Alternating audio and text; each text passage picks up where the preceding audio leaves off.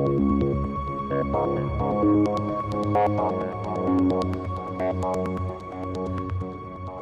and welcome to Renee Ruth Music. I am Chad, and I've got Renee here with me this morning.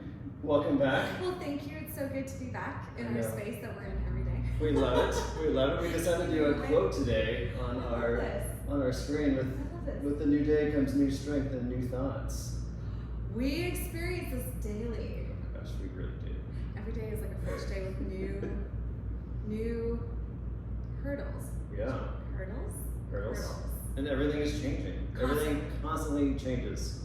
In really every world that we're in. Another one of my favorite quotes that is actually in a song, since this is our music podcast. Yeah. A song done by BT, and it's called, which is so fitting, "The Only Constant is Change." And I think I love the song because of that name, because that is the only constant. Yeah. That we're constantly in change.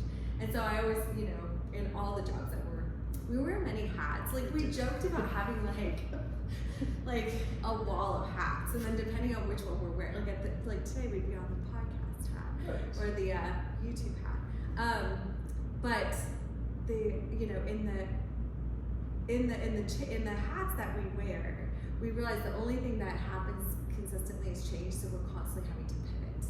And if you don't learn to be comfortable with the flex, you get stuck. Like you get stuck. You have to, what worked today may not work tomorrow, and what's relevant today is probably not relevant tomorrow, and it just moves that fast. Yeah. So. Well, today we're going to talk about all the things that are changing in 2022 Since we're almost halfway through. Right, I know. Well, because we didn't start the podcast until we started halfway.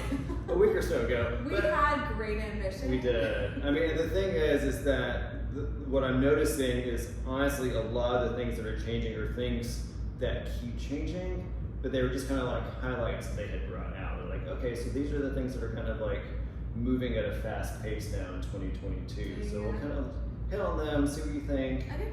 So obviously last episode we talked about live concerts. Yes. And how, with the pandemic, it kind of changed everything. Concerts really came to a complete halt. Like they weren't even happening. Crickets. And so everybody had to shift their approach to where they started to stream concerts.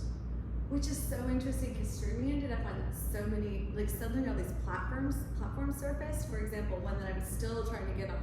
We talk on our list, our to-do list that is just like Santa's Christmas list, like it just rolls into the next room. The other thing I want to get on is Twitch, because during the pandemic, Twitch was originally a gaming platform. So if you're not familiar with Twitch, you'd put your headset on and gamers would watch each other game or watch others game, which, a whole nother world, right? So then these DJs started using it because DJs, there were no more venues to DJ. Right. So what are you doing, right? Like you're not, there's nowhere to spin. So they would literally set up these DJ booths. Major artists were doing this, Dresden and I don't know if Oakenfold was in there, but big guys plus just local guys were going up on Twitch and putting up a room and just like this, except there'd be and this is what they're literally, and the next thing Twitch had, artists. I want to see Keith Urban. I feel like I'm watching concerts. Yeah. People, famous people in their basements, because what else are we gonna do? Which is such a testament to the human resilience. Yeah. Okay, fine, we can't go outside, I'll find another way to do this. Do it right here. Do it right here, right now. Yeah. So the goal, we have streaming goals, even though obviously, at least in our part of the world, you can go to concerts and that's relaxed. Yeah. We're actually gonna do an in-person show. But hopefully by June 11th, we could stream that maybe. Right, as well, exactly. Right? So we're working on it. So do you see yourself still incorporating that even as venues start to open up as an option or as another way? Because they were saying a lot of what people are seeing now is that live streaming, we're doing live concerts, is a way to actually get more audience there because people don't worry if they're sick. You don't have to worry about the weather. There's so many things that you don't have to worry about when you have a live concert. Do you think you would still incorporate that? I think the world's forever changed. Let's go big and then right. I think that to take this to another avenue, I just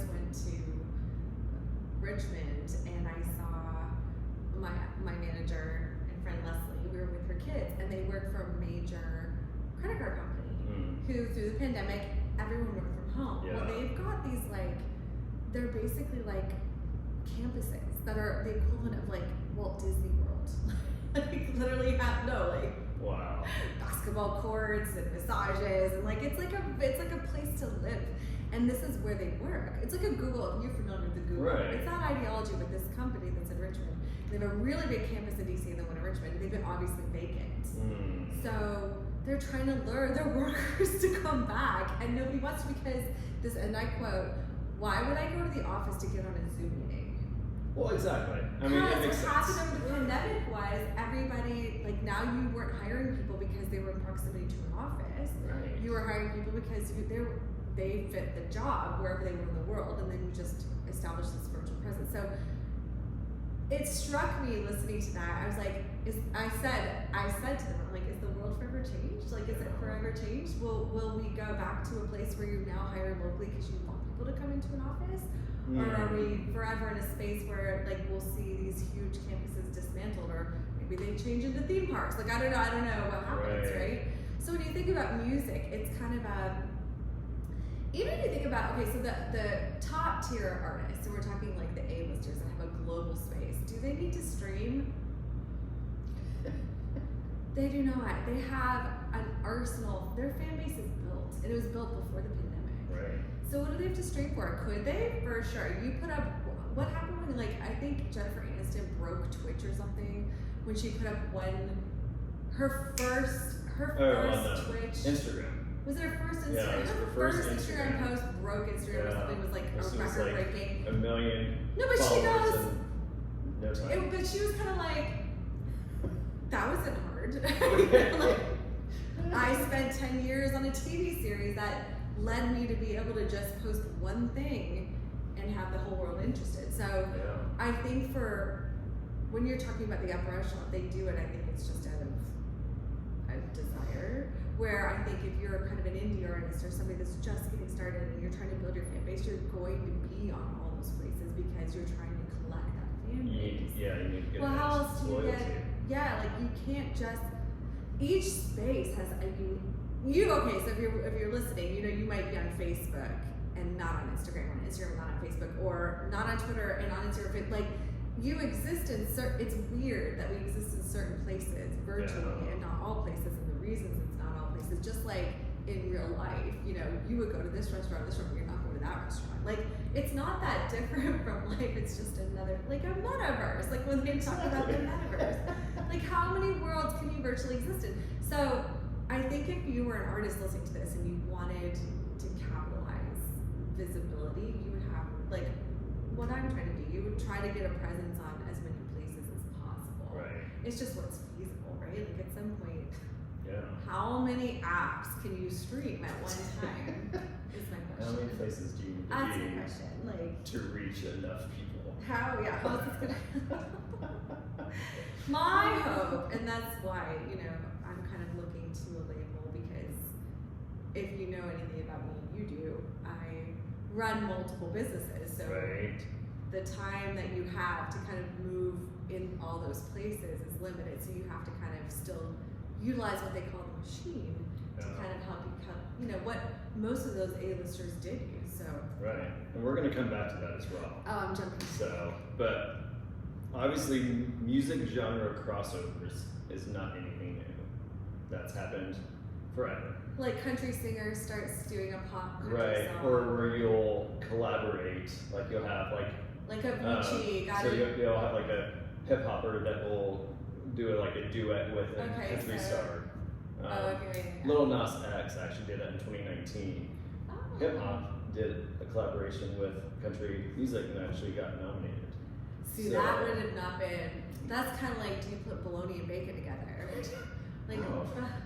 That's the thing. Is that a thing? That's the thing. Yeah, Where you would not love that. bacon and not like bologna, and then you stick them together. It came in my head. If someone's ever eaten that, weird. But was it any good? But now that's starting to become an even bigger thing now.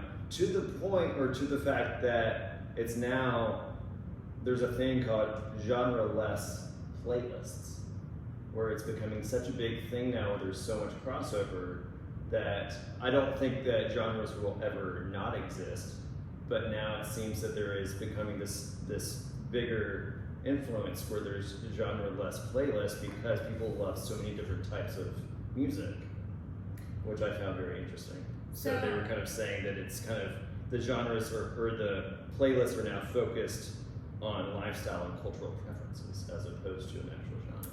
What kind of lifestyle would lead to like multiple genres? Well, I can kind of appreciate that because I'm like, I love classical, but then I also love Taylor Swift. From a personal experience, I agree. Yeah. Like when someone's like, I get asked that all the time, what genre are you? I'm like, Right? I kind of get stuck because I fell into the singer-songwriter category as an acoustic artist, and then, you know, really where I land sonically with stuff I write is who's producing it. A hip-hop producer could probably take some of the stuff I do and make it sound hip-hop, right? Now, limitations, like my voice, can only exist in certain genres well.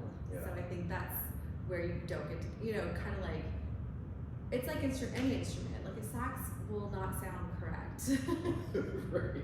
in certain genres. Yeah. It could work, but it may not work well, right? Yeah. So I think crossovers, because I've even talked about crossovers, you know, a couple of the songs I've written have a Latin feel to them. I have no Latin in they would be out. I actually wrote a second Latin song because I felt like my first Latin song was lonely. And like, here's a Latin playlist, this one little Latin song. So, and I actually love Latin music, everything about it. I love the beat, the vibe, I love everything. I love Latin culture. There's nothing Latin about my background, but I love it. And then I love EDM, and so some of the stuff will lean into, and then I have CCM upbringing. Like, I think that also plays into it, right? Like your influences growing up, what music were you influenced by, and that'll surface in how an artist may write or where they lean. But the fact that's good news that they're gonna go genreless, because I feel like I dip my toes all over the place, and I'm like, this would be a very interesting.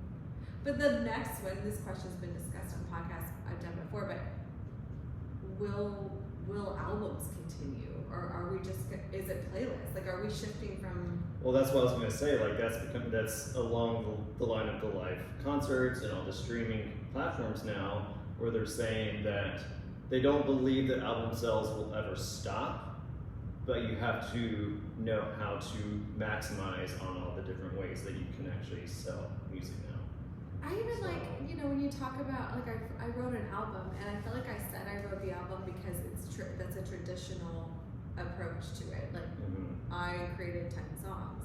Albums were 8 to 12-ish songs, right? So I made an album, but when's the last time, like, do you remember back in the day, we used to line up for the album release and get in line to get your first copy, because you couldn't get a copy unless you walked into a store and physically bought a CD, you know, or a cassette tape way back when. Like, I think we're too young for lining up for cassette tapes. Right, yeah. But it was funny because we were even joking the other day about how ridiculous it was that we would spend $18 for one song because that was the only song we knew was on the album. And we then were you so got excited. the album and the rest of it sucked. That was the great disappointment. So, like, yeah, they released the album song to lure you in, and then here comes the release. It was one song. Here comes the release, and it's literally like, you listen through all the other songs, you're like, oh.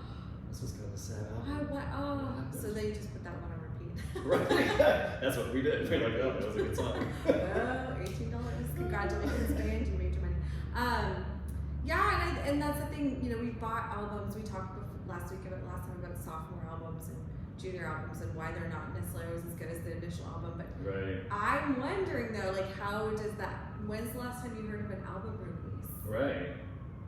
I feel like during the pandemic, Taylor Swift dropped an album. I was about to say, Folklore was the only one I feel like I remember hearing about. Was that hers? Yeah, and they actually talked about that because that was a huge thing because that happened during the pandemic. And so that was kind of like her going home. But did anyone buy the album? Because I feel like people, no, but like. Oh, you mean like the album? I don't know, that's a good question. Or did we just all stream it? And then yes, there's just, I'm dipping into places that are way too deep and more than I even have knowledge to talk about it. Right, no, I mean, that's the thing, like, and that's where we're saying everything's shifting. So it's like, you have to like keep up with all the trends. So just know, and I think the important thing is knowing all the different avenues that you can take that with, you know, like knowing all the different ways that you're able to maximize, like, are they buying it off of Spotify? Are they buying it off Apple Music? Are they buying albums? Are you doing live shows? You're getting it that way. So it's like there are so many ways to get it now. So which leads us into the next thing about labels. Yeah. So there's a lot more people now are actually going to more indie labels as opposed to the bigger ones. And a lot more people are finding that they're able to build their own career, where it was different before, where anybody that's top artist all went through major labels. So here's my question: have we found anyone that's a top artist that didn't get there without a label yet? I'm not saying it's not possible, but I can't think of. I don't know, because then I also had to think about the fact I'm like, well, who did it in a non-traditional way? And then I'm like, well, then you have like American Idol that launched people, but they still had to be signed by a label. Like, so they got discovered in a non-traditional sense, but they still eventually got signed by a label. Yeah. I have seen really great podcasts. I've watched really great videos that indie artist friends have sent to me about how to build your business as an independent and why it's better to do that and have full control of your career than to pass control to a label. So what do you think are the pros and cons to that? Well, I mean, the pros is that you have complete artistic control. Right. Like once you get under a label, so things that are like scary about a label, you sign a contract, and then what if they put you on the shelf, right? Because you're in that contract, you can't force them to do anything with what you've heard the nightmare stories of the artists that were shelved for because it didn't fit whatever they were moving towards at that point. And so I think it's always risky to sign up with a label, and I think that anyone who does it hopefully with like extreme caution and scrutiny to know that that's the best approach. Right. I want to sign with a label, and I am on an indie label because I want to leverage the things that I can't do quick enough on my own independently. Time is a constraint, like 1,000 things are a constraint. And I believe too that like we rise because we help others rise, and so working with people in labels and that kind of in that space who have that same mentality really, I think, can escalate things quicker than me just trying to do it by myself. I think in the end, no matter which way you go, and that's the thing, everything's a gamble. You could try and do everything they tell you to do in the podcasts I've watched, in the videos I've watched, to build your own success and create that for yourself, and still not get anywhere. Right. Like you need to. It's that everyone needs that. Everyone talks about the break. You need that break. Something has. And I believe that if you keep working tirelessly towards it, it's just a matter of time. So, how you get there, that journey is going to be different for every person. It just seems that my journey is leaning more towards a label than me trying to do this independently. Yeah. Well, and it's funny because in the real estate side, we talked about how the people that want to buy a house on their own without the agent, there's just so many things that they don't know and understand. Do you see the label kind of being that same thing? Whereas, like, yes, you could do it on your own. It's gonna be a lot of work to get there, but where the label could actually help facilitate that. Well, the thing about a label is that you have the machine, and no independent can create. Most independents can't create that machine. Like I was just watching. I turned the TV on to occupy my dog when I'm writing. And just before we came in here tonight, whatever. Don't know where I am half the time. Right. Just before I came in, there was a show and they were talking about how, if you're, I just lost my train of thought. Hold on, we were talking about the label. And if it's better to use it or not use it. Yeah, based off of like people that try to buy a house without an agent on the music side, where you have the label helping. Yes. Okay, so the TV show was talking about how like you could move ahead into something on your own, but if you don't have the leverage and the support and the means and the finances behind it, you could end up, you need leverage, right? Like you need to have a push. And so the thing that the label provides is access to the machine. Again, so they have access to everything you need. Right. The question is, will they grant you permission to access it? Or do you create it yourself? That's what I was gonna say. Okay. The TV show was talking about this girl who was an overnight celebrity. You know these ones that like you do that one thing and overnight, like you have 1 million followers, like she's an overnight celebrity because she had 1 million followers. She posted one picture of something and overnight, like Josh bought it one time. Yeah. So, that's possible, but then how do you maintain the momentum? Yeah. So you're an overnight celebrity, and then what? Like, because that's the thing about social media. You could be famous this 1 second and not the next. And so, like, how do you? It's just like this quote. Like every morning you have to wake up and reworking how you're getting there, and just be ready to shift changes. And I think too, knowing what you're going for. The end goal. Yeah, What is it you want? And if it's money or dollars, and we've said this all the time, if you're doing it for a paycheck, it's gonna be harder to get where you're going. If you're doing it because your passion is this, and actualizing your passion would be achieving this thing, then if you're shooting for that thing, all the inroads to get there are they'll just evolve, and then you'll wake up one day and be like, whoa, how did I get here? Like you're gonna be as shocked as everyone else. Yeah. Like what? And that's why most people think it's like overnight success, because nobody sees what you're doing behind closed doors. No one knows what you do when you go home every night. No one knows what you do first thing in the morning. These are things that are the daily practices that generate the success, and suddenly overnight these people just show up. It's never ever overnight. There is a road of things that they did that you didn't hear about, see about, or talk about, because it's not interesting.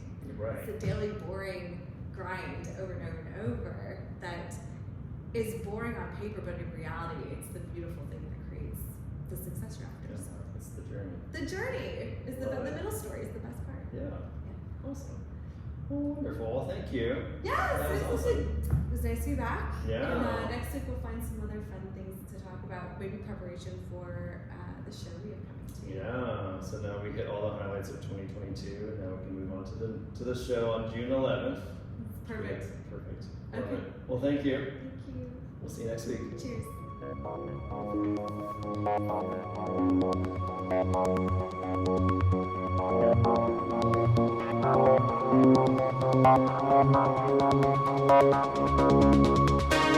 Thank you.